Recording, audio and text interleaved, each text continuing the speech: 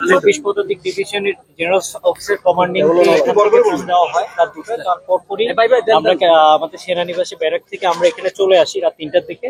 এসে আমরা স্টুডেন্টদেরকে সম্পূর্ণ মানে সেনাবাহিনীর এখানকার স্থানীয় ক্যাম্প এবং আশেপাশের যে কটা ক্যাম্প থেকে আছে আমরা এসে এখানকার পরিস্থিতি স্বাভাবিক করার জন্য চেষ্টা করি।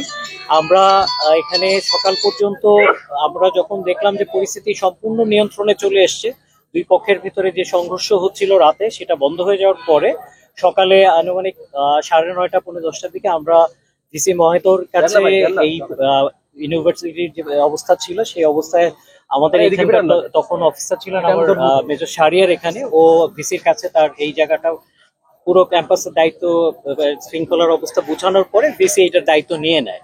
তারপর আমরা আবার আমাদের ব্র্যাকে ফেরত চলে যাই, যেখানে আমাদেরকে আবার আমরা পরিস্থিতি ওখান থেকেই এখানে মনিটর করতে থাকি যে কি হচ্ছে সকাল থেকে বা পরিস্থিতি কি ধরনের হচ্ছে।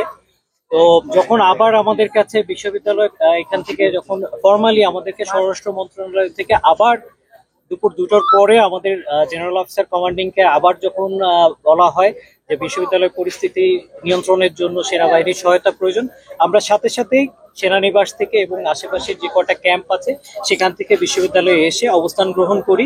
পদ্মা সেতু, মেট্রো রেল এবং এলিভেটেড এক্সপ্রেসওয়ে নির্মাণের গর্বিত অংশীদার বসুন্ধরা সিমেন্ট। এবং আপনারা দেখতে পেয়েছেন যে আমরা দুপুরের পর থেকে চেষ্টা করেছি এই তাদের মধ্যে যে অস্থিতিশীল পরিস্থিতি বিরাজ ছিল সেই পরিস্থিতিকে নিয়ন্ত্রণ করার জন্য, এবং এখন পরিস্থিতি অনেকটা স্বাভাবিক হয়ে এসছে। আমরা আমাদের যতটুকু করণীয় আমরা করছি। আর আপনারা অনেকেই জানেন যেহেতু এটা একটা স্বায়ত্তশাসিত প্রতিষ্ঠান, এখানে একটা ইউনিভার্সিটির প্রোটোকল আছে, আমরা চাইলেই হুট করে ইউনিভার্সিটির ভেতরে ঢুকে যেতে পারি না। তো যখন আমাদের কাছে প্রশাসন থেকে এইটার যে ফর্মাল যে রিকোয়েস্টটা করা হয়েছে তারপরই আমরা দুপুরে চলে এসেছি এবং আমরা এখন পর্যন্ত অবস্থান করছি। আমরা ক্যাম্পাসের ভেতরে এবং ক্যাম্পাসের বাইরে উভয় জায়গাতেই হচ্ছে কি আমাদের টহল এবং সকল ধরনের অভিযান পরিচালনা করে যাচ্ছি। ইনশাআল্লাহ আশা করি খুব শীঘ্রই এখানকার পরিস্থিতি স্বাভাবিক হয়ে যাবে।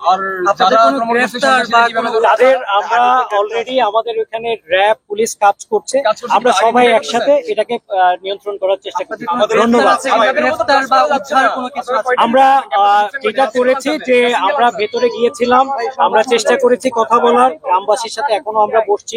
আমরা বিশ্ববিদ্যালয় প্রশাসন এবং গ্রামের যারা নেতৃবৃন্দ আছে তাদের সাথে কথা বলার চেষ্টা করছি।